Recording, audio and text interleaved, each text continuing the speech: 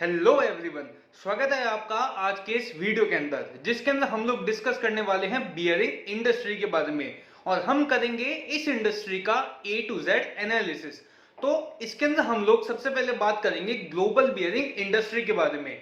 Next हम लोग देखेंगे कि इंडियन बियरिंग इंडस्ट्री के क्या हालात है। फिर नेक्स्ट हम लोग आगे बढ़ेंगे और बात करेंगे कि इंडिया के अंदर और पूरे वर्ल्ड के अंदर कितने तरीके की जो बियरिंग्स है वो मैन्युफैक्चर करी जाती है।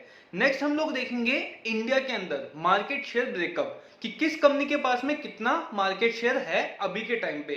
फिर हम लोग बात करेंगे कि इस इंडस्ट्री की कंपनीज का जो कॉस्ट का स्ट्रक्चर है वो कैसा है। फिर इसके बाद में हम लोग बात करेंगे बियरिंग के कंपोनेंट्स के बारे में। फिर हम लोग देखेंगे कि बियरिंग की जो रिंग इंडस्ट्री है वो कैसी है।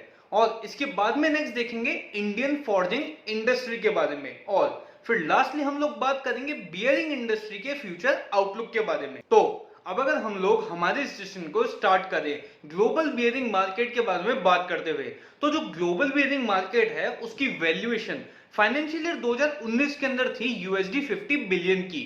और इसके अंदर जो बड़ी बड़ी कंपनीज है जैसे कि एसकेएफ, स्केलफर्ड, टिमकेन और कुछ जापानीज कंपनीज जैसे कि एनएसके, एनटीएन और जेटकेट, ये सारी कंपनीज मिलकर के ग्लोबल बियरिंग मार्केट का 60% के आसपास का मार्केट शेयर होल्ड करती है। और वहीं अगर हम लोग जियोग्राफी वाइज मार्केट शेयर की बात करें तो एशिया जो है उसके अंदर नंबर 1 है 50% के मार्केट शेयर के साथ में। और अगर एशिया का जो मार्केट शेयर है हम लोग एक डिकेड पहले देखें तो वो था सिर्फ 30% पे। और एशिया के बाद में नेक्स्ट नंबर आता है नॉर्थ अमेरिका का और यूरोप का, जो कि 22% का मार्केट शेयर दोनों ये एरियाज होल्ड करते हैं। और वहीं अगर हम लोग कंट्री वाइज बात करें मार्केट शेयर की तो चाइना इसके अंदर नंबर 1 है 30% के साथ में।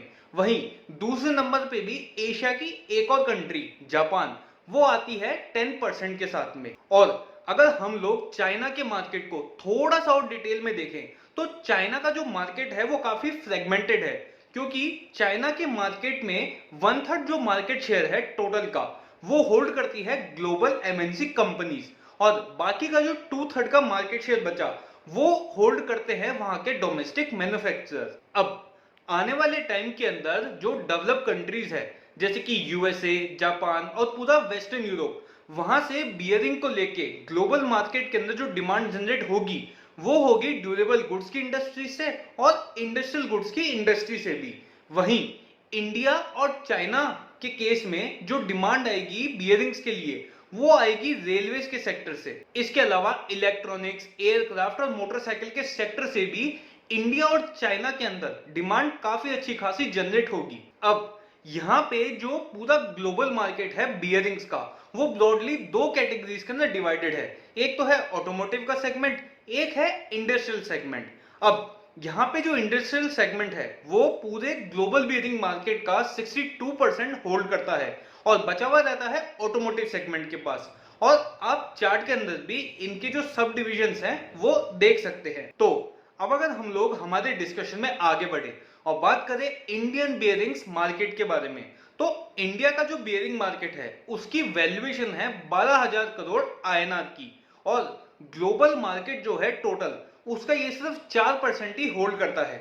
लेकिन इंडिया का जो बियरिंग का मार्केट है उसके अंदर मीडियम से लॉन्ग टर्म में डिमांड इंक्रीज होगी और ये होगी बढ़ते हुए इंडस्ट्रियलाइजेशन की वजह से और जो ऑटोमोटिव मार्केट में ग्रोथ आएगी उसकी वजह से भी। अब इसके बाद में अगर हम लोग कंजम्पशन के टर्म्स में देखें तो जो टोटल कंजम्पशन है उसका 60% की डिमांड फुलफिल हो जाती है हमारे डोमेस्टिक प्रोडक्शन से और बाकी का जो 40% है वो फुलफिल होता है इंपोर्ट से। अब यहाँ पे इंपोर्ट के केस में जो स्पेशल पर्पस बियरिंग्स रहती है हम लोग मोस्टली उसको ही इंपोर्ट करते हैं, क्योंकि हमारे जो डोमेस्टिक मैन्युफैक्चरर्स हैं वो स्पेशल पर्पस बियरिंग्स को मैन्युफैक्चर नहीं करते हैं। और ये जो टोटल 40% का इंपोर्ट होता है इस 40% का 70% यानी कि ओवरऑल का जो 28% है वो मंगवाते हैं लार्ज सप्लायर इंडस्ट्रियल डिमांड को फुलफिल करने के लिए। और बाकी का जो पोर्शन बचा इस इंपोर्ट में से वो मंगवाते हैं domestic manufacturer domestic after market की डिमांड को फुलफिल करने के लिए। लेकिन दोस्तों इसके साथ साथ में इंडिया के पास में जो लो कॉस्ट लेबर एडवांटेज है उसकी वजह से काफी सारी ग्लोबल एमएनसी कंपनीज ने यहाँ पे इंडिया के अंदर अपनी एक यूनिट स्टार्ट कर दी है। और इसके बाद में अगर हम लोग हमारे यहाँ पे जो बड़े बड़े ग्रुप्स हैं बियरिंग सेक्टर के अंदर, उन लोगों का अगर एक्सपोर्ट देखें in terms of percentage of sales, तो इसके अंदर सबसे ज्यादा जो एक्सपोर्ट करती है वो कंपनी का नाम है टिमकेन इंडिया, जो कि है 25% के साथ में। फिर नेक्स्ट नंबर आता है एनबीसी का विद 21%। फिर नेक्स्ट है एनआरबी 19% के साथ। नेक्स्ट नंबर आता है एसकेएफ इंडिया का, जो कि 11% का मार्केट होल्ड करती है एक्सपोर्ट्स का। और लास्टली नंबर आता है स्केल्फर का, जो कि है 10% के साथ में। अब फाइनेंशियल ईयर 2016 के अंदर जो एक्सपोर्ट्स की वैल्यू थी वो थी 2676 करोड़ आईएनआर की, और फाइनेंशियल ईयर 2020 के एंड होने तक ये इंक्रीज होकर के पहुंच गई 3849 करोड़ आईएनआर तक। अब जो यहाँ पे इंडिया का डोमेस्टिक मार्केट है उसके अंदर 50 से 55% की जो डिमांड आती है वो आती है इंडस्ट्रियल सेगमेंट से, और बाकी का जो पोर्शन बचा 45 से 50% के अराउंड का, उसकी डिमांड जनरेट होती है ऑटोमोटिव सेगमेंट से। और इंडस्ट्रियल सेगमेंट के अंदर भी जो डिमांड सबसे ज्यादा जनरेट होती है वो होती है हैवी इंडस्ट्रीज के सेगमेंट से, इलेक्ट्रिकल इक्विपमेंट्स के सेक्टर से, और इसके बाद में जनरल मोटर्स और जनरल मशीन के सेगमेंट से भी। और इसके साथ साथ में आने वाले टाइम में जो भारत की 8 कोर इंडस्ट्रीज है वहां से भी बियरिंग सेक्टर के लिए डिमांड जो है उसके अंदर एक सर्ज आने वाला है। और इसके साथ साथ में गवर्नमेंट ऑफ इंडिया जो है वो फ्रेट कॉरिडोर जैसे जैसे बनाते जा रही है, इसके साथ साथ में वो जो रेल का इंफ्रास्ट्रक्चर है उसको भी जैसे जैसे मजबूत करेगी, वैसे वैसे आने वाले टाइम में फ्यूचर के अंदर बियरिंग सेक्टर के अंदर जो डिमांड है वो काफी अच्छे से इंक्रीज हो जाएगी। तो अब अगर हम लोग नेक्स्ट यहाँ पे बात करें कि पूरे वर्ल्ड के अंदर और इंडिया के अंदर भी कितनी तरीके की बियरिंग्स जो है वो मैन्युफैक्चर करी जाती है, तो इसके अंदर सबसे पहली जो टाइप की बियरिंग्स है उसका नाम है बॉल बियरिंग्स। अब ये जो बॉल बियरिंग्स है इसका मार्केट शेयर है 6000 करोड़ आईएनआर का, और यहाँ पे इंडिया के अंदर जो इसका मार्केट लीडर है वो है एसकेएफ।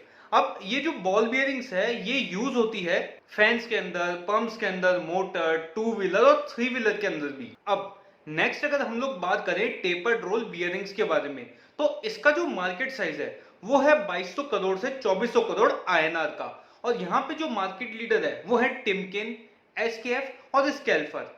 और ये जो प्रोडक्ट है वो बेसिकली उन जगहों पे ज्यादा यूज होता है जहां पे जो लोड है वो काफी हाई रहता है, जैसे कि रेलवेज के अंदर और हैवी व्हीकल्स के अंदर। अब इसके बाद में अगर हम लोग बात करें सिलेंड्रिकल रोलर बियरिंग्स के बारे में, तो इसका जो मार्केट साइज है वो है सिर्फ 600 करोड़ आईएनआर का, और यहाँ पे जो मार्केट लीडर है वो है स्केल्फर। और ये जो प्रोडक्ट है वो यूज होता है गियर बॉक्सेस के अंदर और कंप्रेसर के अंदर भी। नेक्स्ट अगर हम लोग बात करें स्पेरिकल रोलर बियरिंग्स के बारे में, जिसका मार्केट साइज है 230 करोड़ से 250 करोड़ आईएनआर तक का, इसका मार्केट लीडर है स्केल्फर, और ये जो प्रोडक्ट है वो यूज होता है इंडस्ट्रियल इक्विपमेंट्स के अंदर। और वहीं लास्टली अगर हम लोग बात करें नीडल रोलर बियरिंग्स के बारे में, तो ये जो प्रोडक्ट है इसका मार्केट साइज है 2800 करोड़ से 3000 करोड़ आईएनआर का।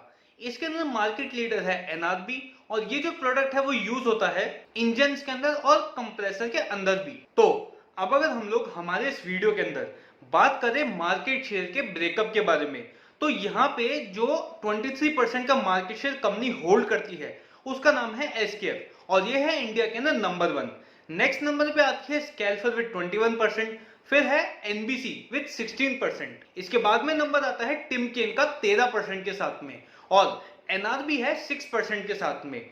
इसके बाद में जो बचा हुआ 19% है वो डिस्ट्रीब्यूट हो रखा है इंडिया के अंदर जो बाकी छोटे छोटे डोमेस्टिक प्लेयर हैं उनके बीच में। अब ये जो बियरिंग इंडस्ट्री है ये टेक्नोलॉजिकल इंटेंसिव के साथ में कैपिटल इंटेंसिव भी है, और यहाँ पे जो बड़े बड़े प्लेयर्स हैं इन्होंने जो मार्केट शेयर गेन किया है इसकी वजह रही या तो इनके पास में प्रोडक्ट का कोई बैकअप था किसी ग्लोबल एमएनसी की वजह से, या फिर दूसरा जो रीजन हो सकता है वो ये कि इनका टाई अप हो किसी फॉरेन के कोलैबोरेटर के साथ में। लेकिन दोस्तों वहीं पे एनआरबी और एनईआई जो है वो इस केस में एक एक्सेप्शन है, क्योंकि पहले पास के अंदर तो इन लोगों ने जॉइंट वेंचर कर रखा था, लेकिन एट प्रेजेंट अगर मैं बात करूं तो ये जो दोनों कंपनियां हैं वो इंडिपेंडेंटली इंडिया के अंदर वर्क कर रही है, और इसी की वजह से इन दोनों कंपनीज के अंदर अगर आप लोग इनका एक्सपेंडिचर देखेंगे तो मोस्ट ऑफ द पोर्शन जो है वो रिसर्च एंड डेवलपमेंट के अंदर ही चला जाता है। अब अगर हम लोग नेक्स्ट यहाँ पे बात करें कॉस्ट स्ट्रक्चर के ब्रेकअप के बारे में, तो इसके अंदर जो सबसे मेजर पोर्शन होल्ड करता है वो है रॉ मटेरियल की कॉस्ट, जो कि कवर करती है ओवरऑल का 58 से 60%। अब यहाँ पे ये जो कंपनी रॉ मटेरियल को यूज करती है वो है स्टील। इसके बाद में नेक्स्ट नंबर आता है एम्प्लॉय बेनिफिट एक्सपेंसेस का, जो कि ओवरऑल कॉस्ट का 9 से 10% कवर करते हैं। वहीं पावर एंड फ्यूल कवर करता है 2 से 2.5%, और इसके अलावा बाकी के जो दूसरे छोटे छोटे एक्सपेंसेस है वो कवर करते हैं 14 से 16%। और इसके बाद में जो बचा हुआ 13 से 15% का जो पोर्शन है वो कवर करता है operating profit before interest, tax and depreciation. तो अब अगर हम लोग नेक्स्ट बात करें बियरिंग कंपोनेंट्स के बारे में, और इसके अंदर अगर हम लोग सबसे पहले बात करें इनर रिंग्स के बारे में, तो इनका जो साइज है वो काफी छोटा होता है, और इसके अलावा इनका जो आउटसाइड डायमीटर है उसके ऊपर एक ग्रूव होता है, जिसकी वजह से बॉल्स के लिए एक पाथ क्रिएट हो जाता है। और इसके साथ साथ में इनकी जो फिनिशिंग है वो मिरर लाइक सरफेस जैसी होती है, और इनका जो टॉलरेंस लेवल है वो एक्सट्रीमली हाई रहता है। और अब अगर हम लोग नेक्स्ट देखें आउटर रिंग्स को, जिनका साइज इनर रिंग से कंपैरेटिवली काफी बड़ा होता है। अब इनके भी आउटसाइड डायमीटर पे ग्रूव होता है, और ये अपनी पोजीशन पे स्टेशनरी रहती है हमेशा के लिए। नेक्स्ट अगर हम लोग बात करें रोलिंग एलिमेंट के बारे में, तो ये जो प्रोडक्ट है ये दो काम करता है। सबसे पहले ये डिफरेंशिएट करके रखता है इनर रिंग्स को और आउटर रिंग्स को, और इसके साथ साथ में ये अलाउ करता है बियरिंग्स को to rotate with minimal friction. अब ये जो प्रोडक्ट है वो अलग अलग साइजेस के अंदर, अलग अलग शेप्स के अंदर अवेलेबल रहता है, जैसे कि सिलेंड्रिकल की शेप में, स्पेरिकल की शेप में, और टेपर्ड रोलर्स की शेप में भी। नेक्स्ट अगर हम लोग बात करें केज के बारे में, तो यहाँ पे केज का जो सबसे पहला रोल रहता है वो ये कि बॉल्स को जो है डिफरेंशिएट करके रखता है दूसरे कंपोनेंट से। इसके साथ साथ में ये कंसिस्टेंट स्पेसिंग भी प्रोवाइड करवाता है, और ध्यान रखता है कि जो बॉल्स है वो गिरने से बच जाए। नेक्स्ट जो कंपोनेंट आता है उसका नाम है सील्स। अब यहाँ पे जो सील्स है वो दो टाइप की आती है, पहली आती है कॉन्टेक्ट सील, दूसरी आती है नॉन कॉन्टेक्ट सील।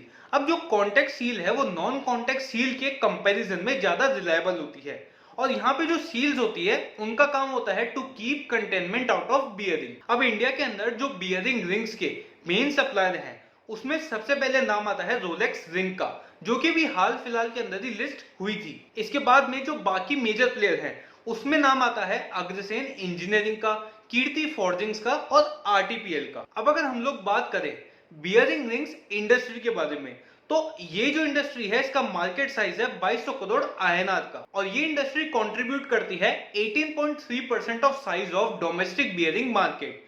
अब यहाँ पे ये जो प्रोडक्ट है वो तीन तरीके से मैन्युफैक्चर हो सकता है। सबसे पहला बाय यूजिंग ट्यूब्स, दूसरा बाय फॉर्जिंग प्रोसेस, और तीसरा मेथड रहता है by cold drawing of steel bars. अब इन तीनों प्रोसेसेस में से जो फॉर्जिंग का प्रोसेस है वो वहां पे यूज होता है जहां पे जो लोड है रिलेटिवली हायर रहता है, और फोर्जिंग्स का मार्केट इंडिया के अंदर 1100 करोड़ आईएनआर का है। अब यहाँ पे स्मॉल बियरिंग रिंग मार्केट के अंदर जो एंट्री बैरियर है वो रिलेटिवली लो है, लेकिन यहाँ पे आपके पास में टेक्नोलॉजी कैसी है और दूसरा मैन्युफैक्चरिंग की कैपेबिलिटीज कैसी है, इसकी वजह से कंपनीज के बीच में एक काफी अच्छा खासा डिफरेंस क्रिएट हो जाता है। इसके अलावा आप लोग कैसा रॉ मटेरियल यूज कर रहे हैं, फोर्जिंग के बाद में उसको कैसा ट्रीटमेंट दे रहे हैं, और कैसा सरफेस ट्रीटमेंट आप लोग यूज कर रहे हैं रिंग्स को बनाने के लिए, ये सभी फैक्टर्स भी कंपनीज के बीच में एक डिफरेंस क्रिएट कर देते हैं, जिससे हमें पता पड़ जाता है कौन सी कंपनी अच्छी क्वालिटी की प्रोडक्ट बना रही है और कौन सी खराब क्वालिटी। और इतना क्रिटिकल कंपोनेंट होने की वजह से जो इसके मैन्युफैक्चरर है उनको स्ट्रिक्टली क्वालिटी स्टैंडर्ड्स को भी फॉलो करना पड़ता है, और इस सेक्टर की जो ग्रोथ है वो डायरेक्टली लिंक रहती है बियरिंग इंडस्ट्री की ग्रोथ के साथ में। और यहाँ पे रिंग्स के जो मैन्युफैक्चरर्स हैं उनके अगर हम लोग कॉस्ट कंपोनेंट की बात करें तो इसके अंदर तीन मेजर कॉस्ट कंपोनेंट रहते हैं। पहला होता है स्टील, दूसरा पावर, और तीसरा मैन पावर। और इंडिया के अंदर भारत फोर्ज, रामाकृष्ण फोर्जिंग और रोलेक्स रिंग जो है ये तीनों ही बड़े लेवल पे रिंग्स की मैन्युफैक्चरिंग करते हैं। तो अब अगर हम लोग हमारे इस वीडियो के अंदर नेक्स्ट डिस्कस करें इंडियन फॉर्जिंग इंडस्ट्री के बारे में, तो ये जो इंडस्ट्री है one of the key contributor है मैन्युफैक्चरिंग सेक्टर की। इसके साथ साथ में ये जो इंडस्ट्री है वो एक लेबर इंटेंसिव इंडस्ट्री है।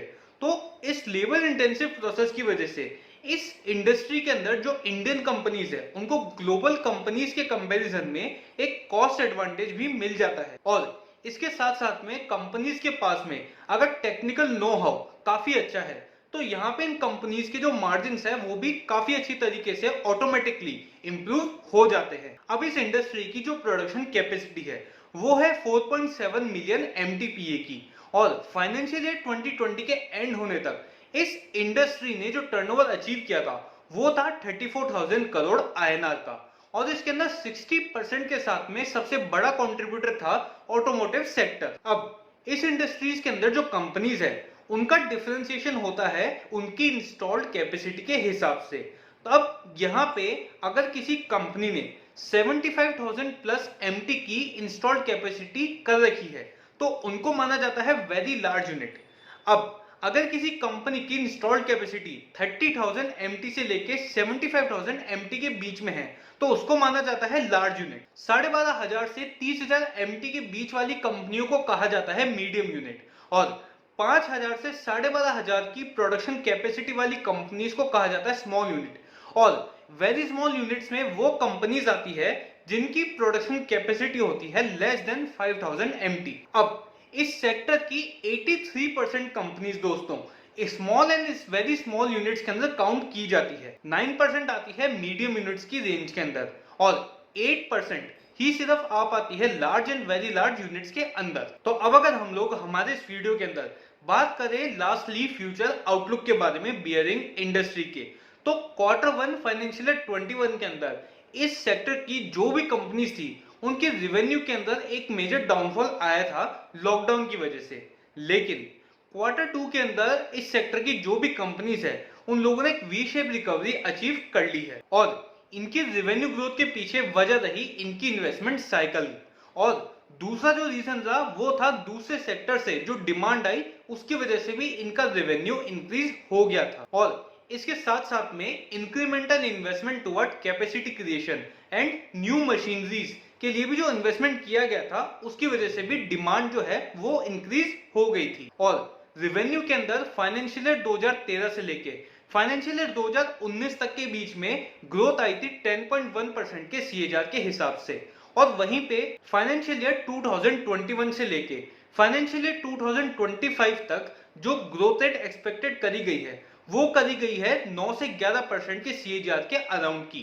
लेकिन यहाँ पे जो बियरिंग रिंग इंडस्ट्री है वो बियरिंग इंडस्ट्री से ज्यादा ग्रोथ अचीव करेगी इन रेवेन्यूज। और इसके साथ साथ में हम लोगों ने आपको वीडियो के स्टार्टिंग में बताया था कि इंडिया की जो 40% डिमांड रहती है वो इंपोर्ट से पूरी करी जाती है, और अब आने वाले टाइम में जैसे जैसे कंपनीज का टेक्निकल नो हाउ बढ़ेगा, जैसे जैसे इस इंडस्ट्री के अंदर इंफ्रास्ट्रक्चर भी इंप्रूव होगा, वैसे वैसे इंपोर्ट्स के ऊपर डिपेंडेंसी भी खत्म हो जाएगी। वहीं अगर हम लोग लास्टली रॉ मटेरियल की कॉस्ट देखें in terms of percentage of sales, तो फाइनेंशियल ईयर 2016 के अंदर वो 50% का जो पोर्शन है सेल्स का वो कवर कर लेती थी, और फाइनेंशियल ईयर 22 आते आते ये जो पोर्शन है वो 57% से बढ़ करके पहुंच जाएगा 58% तक। वहीं अगर हम लोग ऑपरेटिंग मार्जिन्स को देखें तो इस सेम पीरियड के दौरान वो एकदम फ्लैट रहेंगे, उसके अंदर कोई भी ग्रोथ कोई भी कंपनी अचीव नहीं कर पाएगी। तो दोस्तों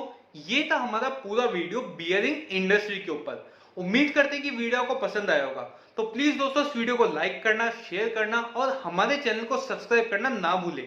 साथ ही साथ में प्लीज हमें कमेंट बॉक्स में बताइएगा कि वीडियो को कैसा लगा। तब तक के लिए धन्यवाद।